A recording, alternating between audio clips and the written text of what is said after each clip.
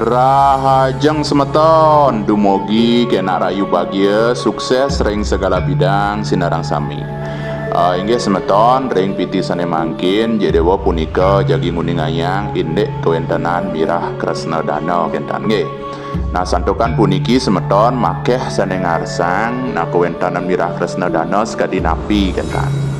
Kemon puniki semeton nggih sekadi atur jedewa punika saking ngawit jedewa ngarian konten jedewa tan purun punika nyarja utawi menamai mirah jedewa riki koleksi jedewa riki mirah kresna dana kentan nggih. Nah santokan pengtan jedewa memada-mada kentan niki wantah jedewa namai atau carja punika mirah kresna kentan. Nah kemon punika berdasarkan carja yang jedewa pelajari dalam jedewa telapung punika. Nah jedewa punika mempercayai satu carja indek daging kresna dana kentan. Nah daging kresna dana punika sekadi niki semeton.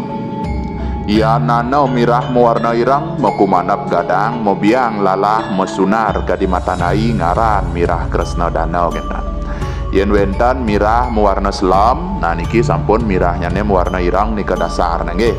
Mokumanap gadang nika mesawang gadang niki sampun mesawang gadang.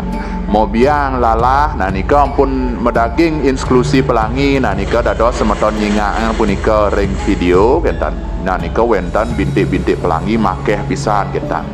Nah menumbuhkan pelangi niki sampun mewah punika ring jenis mirah irang utawi mirah kresna kentan nggih.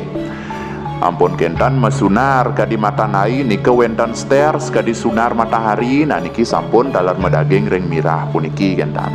Nah kemawon jedewa tetap punika wantah matur niki jedewa namai utawi carja punika koleksi jedewa riki mirah kresna.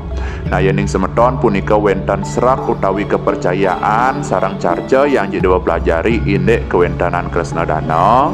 Nah niki manut punika sekadi ciciren atur jedewa wawu kemawon tetap niki wantah jedewa sebut mirah kresna. Yening semeton punika purun ngemau sang mirah kresna dana raresan santokan niki sampun munguh ring carja kentan nggih. Inggih semeton wantah sapunika jedewa matur jedewa nunas sinampura yening jedewa enten iwang untak jedewa antuk ngaturang pramo suksema. Rahayu rahayu.